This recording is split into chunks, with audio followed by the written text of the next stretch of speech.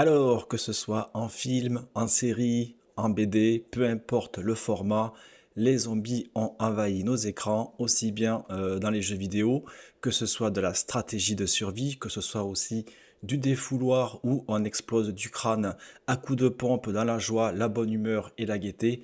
Vous le savez, à la base, l'œuvre de Romero devait dénoncer des faits de société, des faits de comportement, et le zombie est en fait plus une métaphore qu'un monstre. Ceci étant, c'est bien la preuve que le zombie est en passe de devenir le monstre préféré du 21e siècle. En tout cas, ce matin, je suis tombé sur un article qui va en profondeur justement dans cette métaphore, dans cette comparaison, dans l'image que représente le zombie. Et nous allons voir ça ensemble.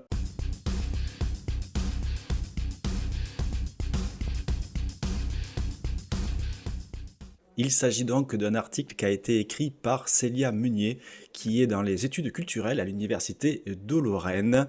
Et à première vue, c'est du sérieux, attention. Donc le titre, comme je le disais, le zombie monstre préféré du 21e siècle. Le zombie serait-il le monstre emblématique du 21e siècle? Certains chercheurs ont remarqué une augmentation du nombre de fictions apocalyptiques mettant en scène ces êtres faits de chair en décomposition depuis les années 2000. Alors, pas besoin d'être chercheur pour le remarquer. Voilà, il suffit juste de regarder un petit peu et tu vois vite que le zombie est à la mode. Ne serait-ce que dans les walking march, etc.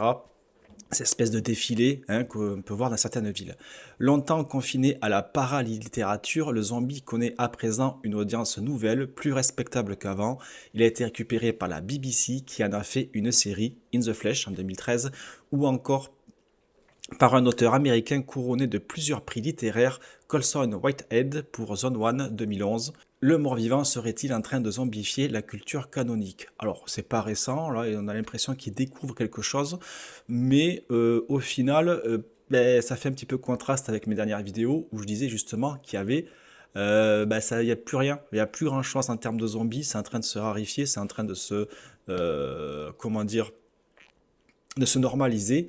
Et aujourd'hui, on ne serait même pas surpris de croiser un zombie dans la rue et on dirait, il suffit de lui exploser le crâne, voilà, tout simplement. C'est ce que suggère le titre donc, de l'ouvrage de Seth Graham Smith, Pride and Prejudice and Zombie, donc c'est Orgueil et préjugés et zombies. Très bon film d'ailleurs au passage. Là, il parle du roman de Jane Austen, mais il a été porté à l'écran en 2016. D'ailleurs, si vous ne l'avez pas encore vu, je vous le conseille chaleureusement. Enfin, le blockbuster World War Z, adapté du best-seller de Max Brooks avec Brad Pitt, un héros triomphant, a consacré la contagion de la culture populaire par le fléau zombie qui se confirme plus récemment avec la série The Walking Dead inspirée des bandes dessinées du même nom. 11 saisons déjà diffusées et un spin-off à venir. Je pense qu'il parle du spin-off avec Daryl qui se déroulera à Paris.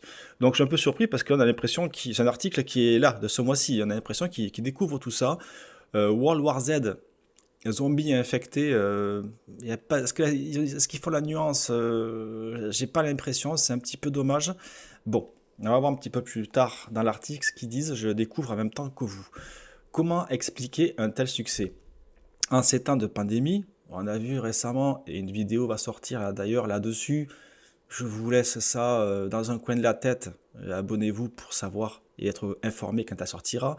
Le zombie nous rappelle à quel point nous sommes vulnérables à une contagion planétaire, lui qui se répand comme une traînée de poudre suscitant réaction de panique et stratégie de survie plus ou moins efficace. C'est vrai que si ta stratégie c'est de stocker du PQ, forcément tu vas pas aller bien loin. Le réchauffement climatique ranime également la crainte d'un virus zombie libéré par le permafrost sibérien, menace conservée intacte pendant des millénaires, soudainement mise à jour par la fonte des glaces. Le zombie est une métaphore polyvalente qui incarne diverses anxiétés de son époque. Et ça c'est vrai, le zombie incarne beaucoup de choses, beaucoup d'anxiété. C'est vraiment un container de nos peurs, de nos phobies, de nos appréhensions, de nos angoisses. Alors, zombies, différences ethniques et transgression des frontières. Alors, c'est là où ça va pousser peut-être un peu plus loin. Alors attention, accrochez-vous parce que on avait vu les zombies woke qui devaient dénoncer sûrement des dérives par rapport à la viande, par rapport, je ne sais plus, les climato-anxieux, etc., les éco-anxieux. Là, on va aller un petit peu plus loin Parce que de ses origines haïtiennes à aujourd'hui, le zombie a changé de visage à de multiples reprises. Il désignait au commencement des victimes de sortilèges vaudous qui pouvaient aussi bien ranimer les morts que détruire la conscience d'un être vivant pour en faire une chose malléable. À ce titre, le zombie est aussi une figure du lavage de cerveau d'un homme vidé de sa substance spirituelle. Dans le contexte esclavagiste nord-américain, il est devenu une métaphore de l'esclave revenu entre les morts ou mort parmi les vivants, rendu semblable à une chose par un labeur harassant et inhumain dans les champs de coton. Puis, lors de la Grande Dépression de la fin du XIXe siècle, poursuivi quelques années après la crise de 1929, le zombie a changé de couleur, passant du noir au blanc pour devenir un symbole des travailleurs blancs précaires et paupérisés par le ralentissement de la machine capitaliste. Aujourd'hui encore, les zombies sont liés aussi bien à l'exclusion sociale qu'aux différences ethniques. Alors ça a poussé un petit peu loin quand même, je trouve, mais bon, c'est intéressant quand même de voir qu'au fil des années, au fil des époques, au fil aussi des problématiques, le terme zombie a été transposé à diverses problématiques. Par exemple, aujourd'hui, je dirais que le zombie, c'est le gars, ou la nana, peu importe, hein, ou le non-binaire, devant son écran, en train de scroller, de scroller, et de se laisser influencer, de laisser bouffer le cerveau par les médias, les publicités, bref. Mais ça, à la limite, on est un petit peu tous victimes, plus ou moins consentantes de ça. On peut aussi faire le parallèle avec les substances illicites qu'on retrouve de plus en plus, qu'on appelle les drogues du zombie, qui transforment un petit peu les crackheads, là, qu'on voit dans les rues, qui se déplacent, en fait, et qui ont des postures vraiment dignes d'un zombie. C'est dommage, je sais pas s'ils vont en parler plus loin, je sais pas. On va voir s'ils en parlent, mais ça pourrait aussi représenter ça. L'héritage ethnique du zombie se retrouve dans la représentation de la crise migratoire des pays pauvres du sud vers les pays du nord.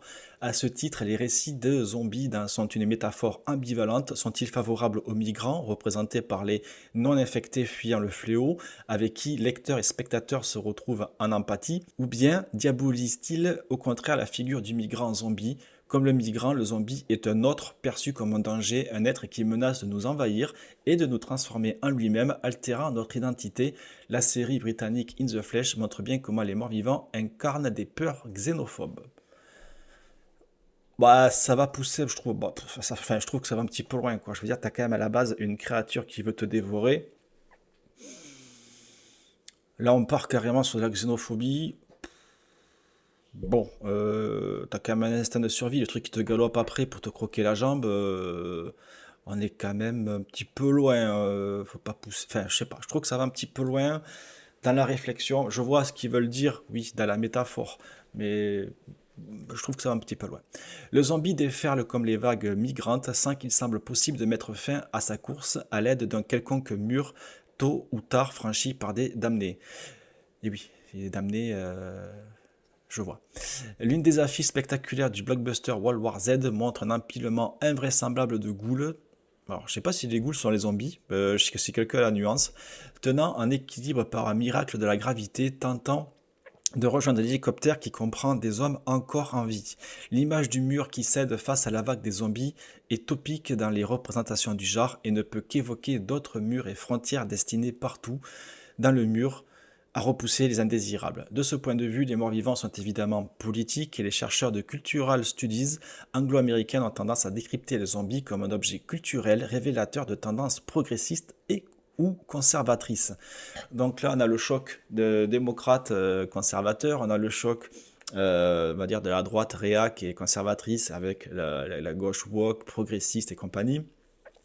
On le voit d'ailleurs, les crises migratoires qui sont actuellement notamment en lien soit avec les guerres, soit avec les réchauffements climatiques, soit avec des drames qui peuvent se produire dans diverses régions du monde. C'est quand même le sujet d'actualité, un sujet brûlant, un sujet tabou, un sujet de moins en moins tabou peut-être, où on voit qu'il y a des scissions culturelles. De là à comparer ça avec des zombies, je sais pas si ça va pas un petit peu trop loin, je sais pas ce que vous en pensez.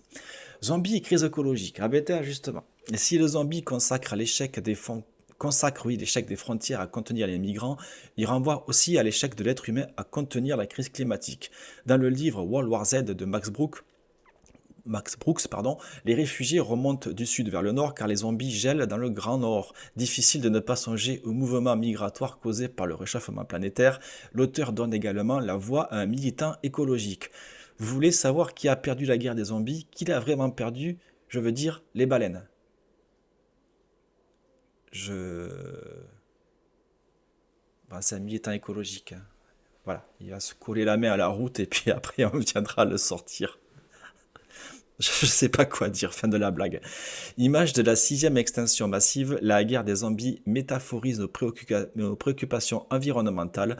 De même, les cendres qui recouvrent la surface de la Terre, visibles depuis l'espace, sont dues au corps des zombies que l'on fait brûler partout dans le monde, mais une telle fumée ne peut qu'évoquer la pollution.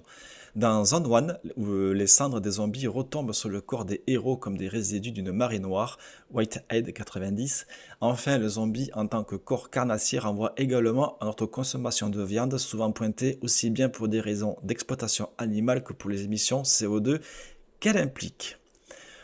Bon, je trouve que ça pousse quand même un petit peu loin là, je trouve que ça va un petit peu loin, parce que, je sais pas, je vois ce qu'ils veulent dire, mais quand même, faut pas exagérer. Euh, Parce qu'on est en train de comparer ceux qui sont consommateurs de viande à des zombies, le fameux CO2, ça va loin. Moi, je trouve personnellement que c'est pas une image parlante, que ça va plus desservir la cause qu'autre chose.